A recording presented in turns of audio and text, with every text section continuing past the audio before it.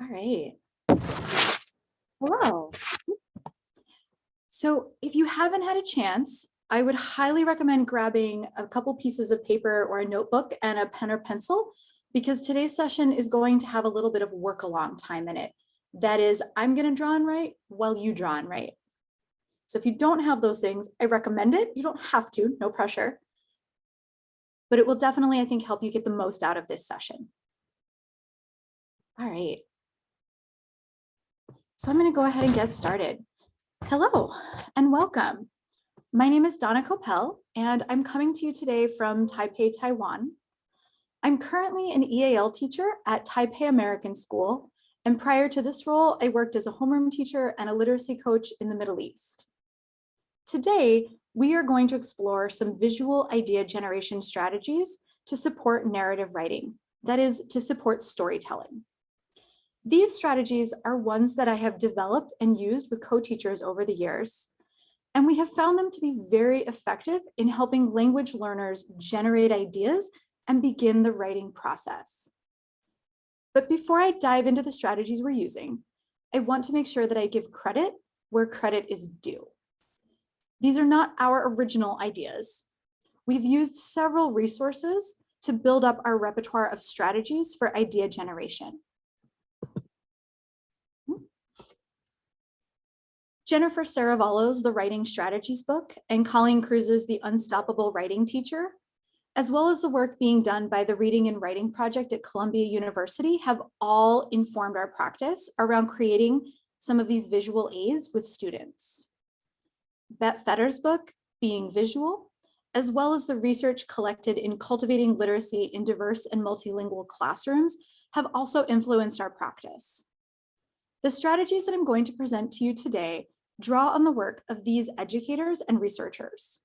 Their ideas have been taken and adjusted to meet the needs of my population in my context. I'm really thankful for all of the brilliant minds out there doing this work to help us improve our best practice in the classroom. And last but not least, the lovely slideshow you're going to see today, the template, was created by Slidesgo. It's got icons from Flat Icon and infographics and images from FreePic. Okay. So now that you know what I'm basing my work on, let's talk a little bit about idea generation. When we ask students to generate ideas for narrative writing, there's often an expectation that students simply come up with an idea instantly.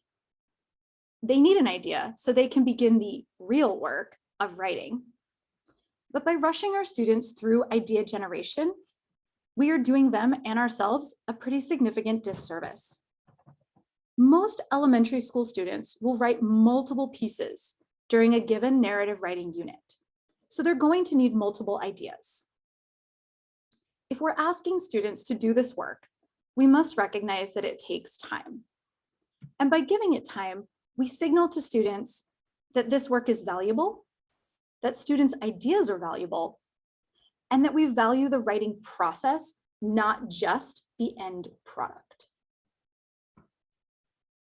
So now, as Bette Fetter stated in her book that I showed you earlier, she says, the ability to draw and communicate visually can no longer be seen as optional.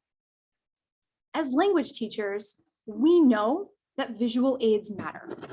So in each of the strategies I'll show you today, students will create visuals to support their comprehension and the communication of their ideas. Now, it's worth stating that these strategies were created with language learners in mind, but we have found them to be very helpful for all learners. Making ideas visible and allowing students to use their own illustrations supports all students. So the first strategy I'm going to show you today is called Picture Yourself. For this strategy, students will draw a full body self-portrait, and then through a guided process, they'll think of things that have happened to them that they could write a story about. I'm going to switch to my document camera now so that I can show you exactly what it is that we do. If you have a pencil and a piece of paper, go ahead and grab those and you're going to be my students today and do this work along with me. This is the same structure that I would use in a classroom.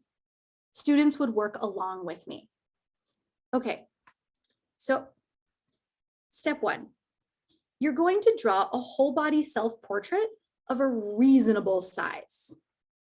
So I'm going to go ahead and draw a quick picture of myself. I usually wear my hair in a bun, so I'll put a big old bun up here. Now, I'm not going to worry too much about the little details. I can always add things later, but I do want to make sure that I have a full body that has arms and legs and hands, even if they're not the most amazing. I'll draw my pant legs, give myself a t-shirt. I'm usually in a t-shirt. And then I'm going to give myself some little feet.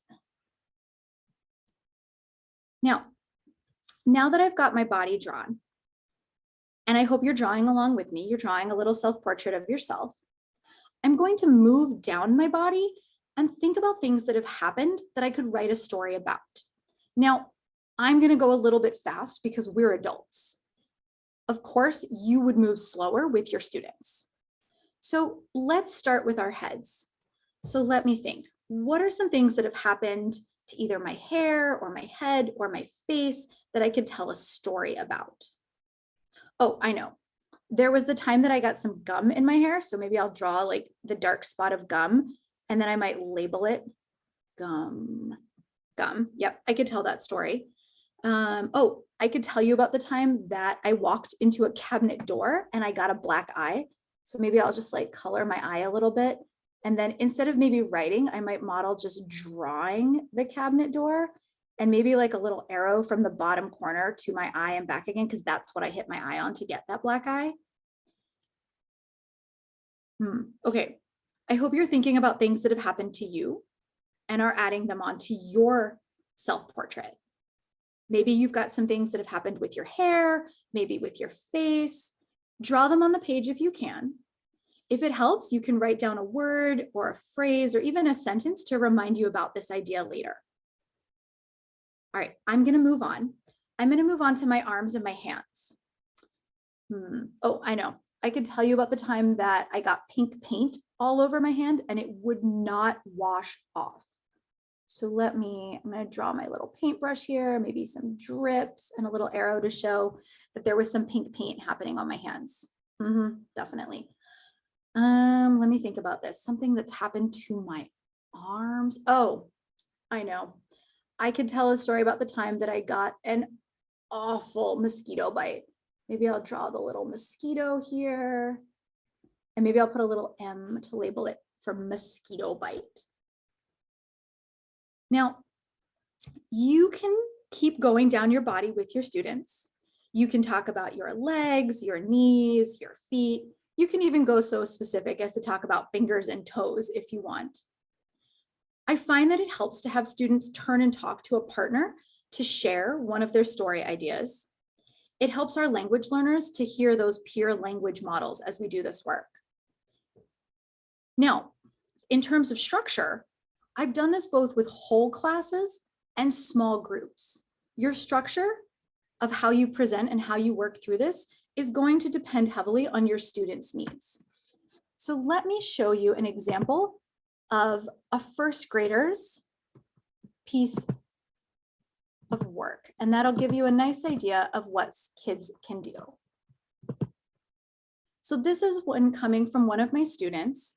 You can see that she's drawn a portrait of herself, and you can see that she's got scissors next to her hair. That's probably going to be a story about a haircut. She's got an arrow pointing to her teeth for the dentist. And then you'll also notice that on her wrist, she's also written the word watch. She's written Pokemon shirt. So she's using a few more labels. I'm not worried about any of her spelling here because when she looks at this page, it will make a lot of sense to her. All right, I'm going to keep going because I want to make sure that I get a chance to share all three of my strategies with you. So now our second strategy today that I'm going to share with you is called either emoji or big feeling moments. For this strategy, I'm going to divide a paper into 4 quadrants, and I'm going to use an emoji or a face that represents a big feeling. And then we'll brainstorm times that we've had these big feelings. So I'm once again going to switch over to my document camera so that I can talk you through exactly what this strategy would look like for our learners. So I've got my blank paper again. Just a sec to focus that. Okay. And I'm going to divide it into 4 quadrants. And they don't need to be perfect. And in each one, I'm going to put a face. So I'm going to start in the first quadrant here, and I'm going to draw a happy face. And then I'm going to think about times that I was really happy. Now, just like our previous strategy, and just like I would do with my students, feel free to draw along with me. When students draw along with you, they're getting extra support because they don't have to hold those things in their mind for a long time. They're also looking at what you're doing and able to copy all those things immediately. So let me think, times that I was happy. Oh, I know. There was the time that my sister gave me a really great present. She gave me a shirt. And on that shirt, it had a picture of a taco cat. If you don't know what taco cat is, it's a palindrome. Taco cat spelled forwards and backwards is taco cat, but it was a great present. I really loved it. Are you thinking about sometimes that you were happy when you got a great gift? All right, let me think. Other times that made me happy or maybe even excited. Oh, I know. I could write about the time that I was playing pickleball. There's me, there's my paddle, my feet, and it was a really close game. The score was 9-9.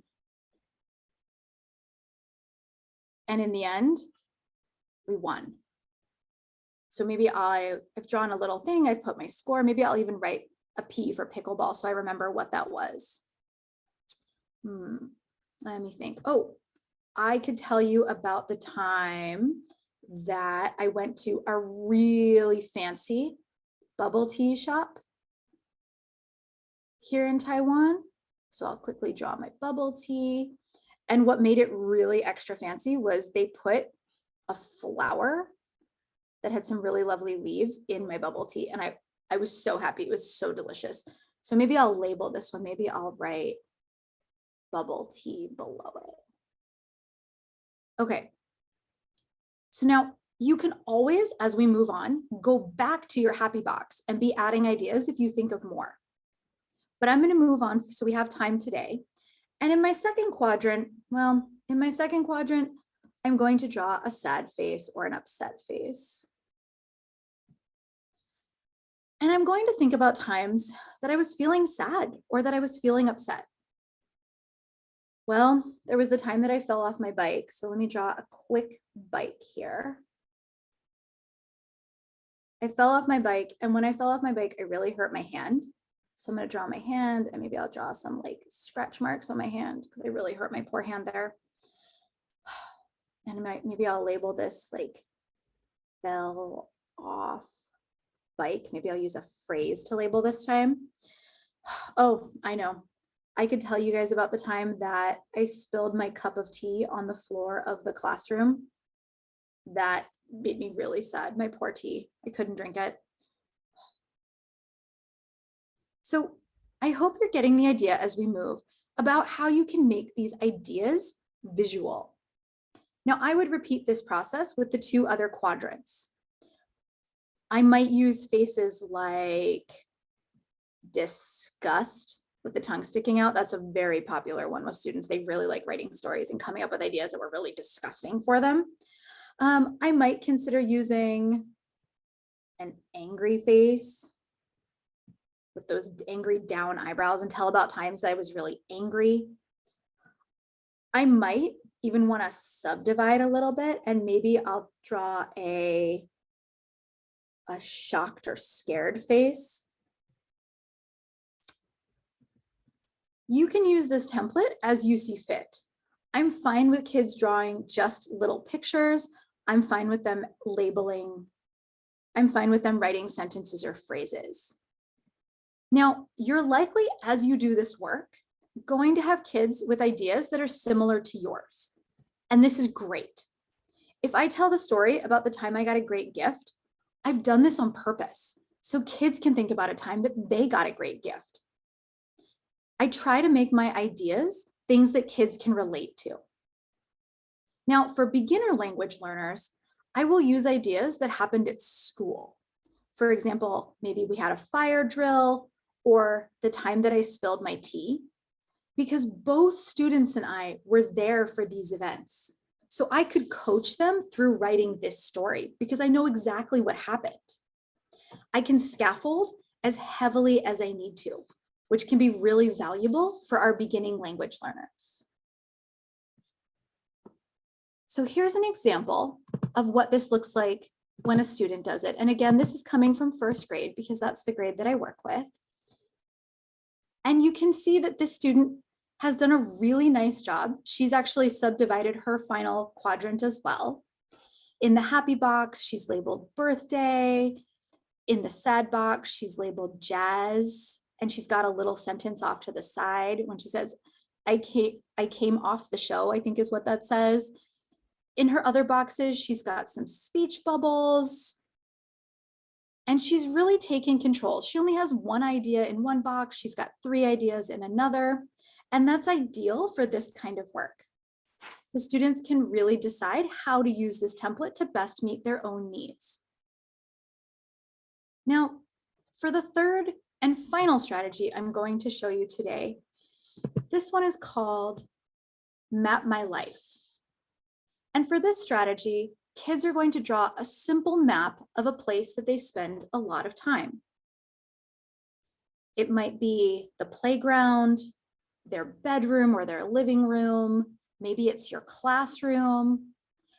Once they've drawn that quick map, they're going to annotate it to show places where things have happened.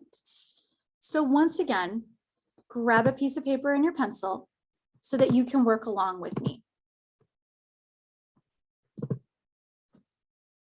So the first thing that I need to do is I need to choose a place that I spend a lot of time. For me, I'm going to choose my living room. So I'm going to draw a big rectangle because my living room is a rectangle. And then I'm going to quickly draw a map of my living room as if I were looking down onto it. So I'm going to draw, well, I'll draw my door. My door's here. I'm going to draw, oh, my couch. I have a big couch that's shaped like an L. And there's some really big cushions on my couch that I like. And in front of my couch, I have a little coffee table. And, oh, I've got some windows here. And maybe I'll put like some like bright, shiny line marks to show that these are windows and that's like where the sun comes in. And then, oh, I have some furniture here that has my TV on it. Maybe I'll label that TV. And, oh, and over next to my TV, I have this really big comfy chair. And it's special because it has the little footrest. I actually have 2 of those big comfy chairs in my living room. It's a pretty great place. Okay, so there's a quick map of my living room. And now I want to think about things that have happened in this space that I could write a story about.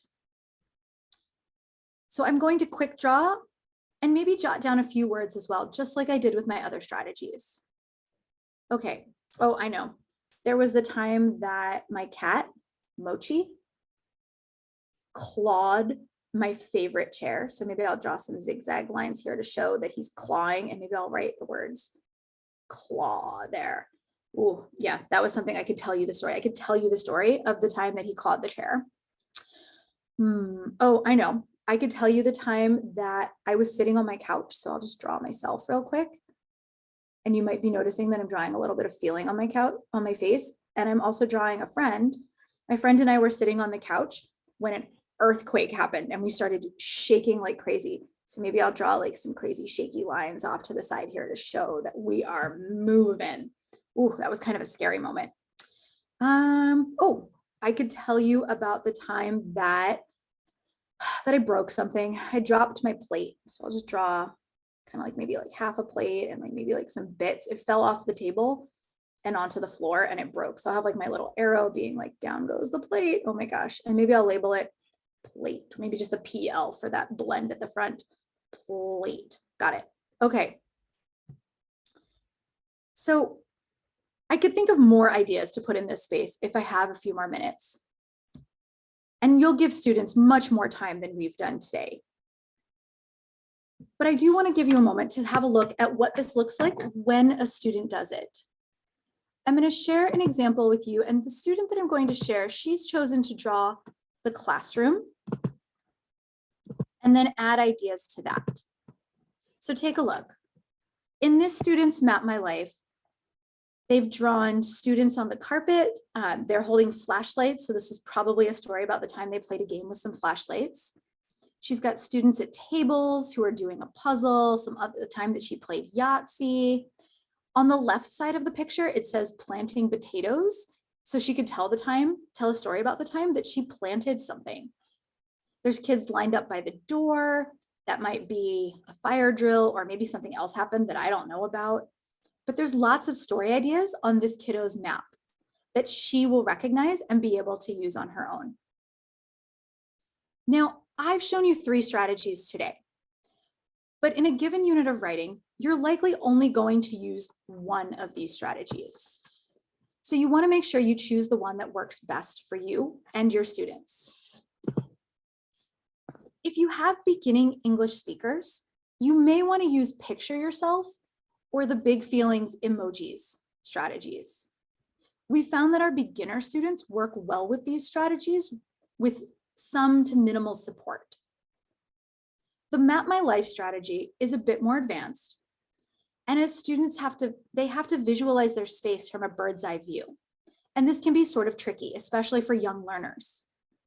Now, keep in mind, we're not looking for a perfect map. We're looking for students to be able to have a visual tool that they've created that makes sense to them. Now, regardless of which strategy you choose, know that each kid's idea generation page remains a working document throughout the unit. Kids can go back and add new ideas. They'll pull their idea sheet out when they sit down to write a new story. This document is now a reference tool for you as a teacher as well. You know how kids often get stuck. We hear the phrase, "I don't know what to write about." But now we have a tool to coach from. We can refer back to their ideas page and use it like a menu. Now, I use all 3 of these strategies at different times throughout the school year. And each time I use them, I find myself making alterations, both big and small. For example, you saw the student had a pre-printed page with emojis on it. That was really attention grabbing for my students. They loved it. Just that little bit of color with those little yellow faces made a really big difference for engagement. Sometimes if you're using the Map My Classroom or Map My Life strategy, it might be easier for students if you make a map of the classroom together. And then you can give copies to your students and they can add their ideas onto their own copies. There's lots of different ways to tweak and change these ideas. Since I've been using these strategies, I've learned a lot along the way. And so I want to make sure today that I share my tips and tricks with you so that you know, so that you are set up for success as well. So the first thing I want you to know, keep your story ideas kid-friendly. You want to make sure that you're not spending time explaining your ideas to kids.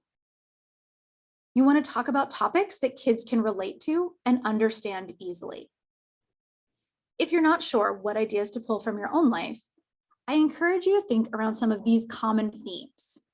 Losing something, like a water bottle or your sunscreen, thinking around getting hurt or breaking something or getting a gift. These are ideas that most kids and adults can relate to in some way. If you say that you fell off your bike and hurt your hand, a bunch of your kids are going to have "me too" moments, and they're going to tell stories about the time that they fell off their bike or that they fell off their scooter. It's going to encourage them to think of their own ideas that are related. Another tip, draw quickly and simply. Don't get too caught up in the details. Basic shapes with a few details will get your point across just fine. We want to make sure when we're drawing that we keep the bar low for students who don't like to draw, or for students who don't think they are good drawers. We don't want that to discourage them from using these tools. Now, in your context, there's going to be some ideas that are common to help your beginning language learners. For example, we talked about the fire drill and we talked about spilling something on the carpet. One of the things I always make sure to do at the beginning of my school year is to spill something like a box of markers or the basket of crayons. If you haven't done that, do it because it makes for a perfect story. You can then tell the story of the time you spilled the markers anytime you need a universal idea for your kids. There's also universal ideas that help in your context. So for example, everyone in Taiwan has a cockroach story, usually several. They found one in their kitchen, they stepped on one and it went crunch, one flew at their dad and dad yelled. Almost every kid in my class can relate to this and pull their own ideas from it. But the biggest tip that I'm going to give you today is to think about how these strategies would work in your own setting. How can your students make their ideas visible? How can they draw to set themselves up with lots of ideas? How can you make idea generation accessible to all learners? I hope in our practice today, one or more of these ideas resonated with you. Please take these ideas, tweak them, change them, alter them, and make them your own. Thank you very much for coming to my session today. We have a few minutes left, so I'm happy to open up to any questions or comments you may have. Feel free to unmute yourself and ask or type them in the chat box.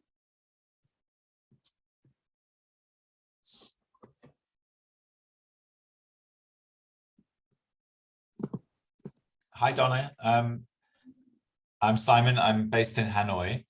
I guess just a quick question would be, what are your kind of top 2 or 3 websites for resources? Do you have any particular favorites? Websites regarding what type of resources? That's a really broad question. Well, yeah, like the strategies to assist learners that you were focusing on today. If I'm being honest, it's probably more books that I would recommend. I know that's not quite as easy, but Jennifer Saravallo's book that I mentioned on my credits page, we pull a lot from her work. The book that I mentioned specifically was the writing book, and the book is structured as lots of lessons to support whatever it is you're teaching. So if you're thinking about idea generation, you can flip to her section and there's lots of different ways you might teach that. If you're looking for how to teach problem and solution or story structure, there's a section and you can go right to that section. Honestly, that's my favorite because I can pick it up and have it next to me during a lesson. Whereas with a device that's a little bit trickier, especially with first graders who are, you know, they love shiny objects and digital things. So honestly, that would be my top recommendation for you. It's practical, it's streamlined, it's not set up as a book to teach your way through. It's set up as a book for, here's what I need to teach, here's some choices. So that would be my best recommendation for you, absolutely. Thank you. And thank you for the workshop. Oh, no worries. I hope it was helpful.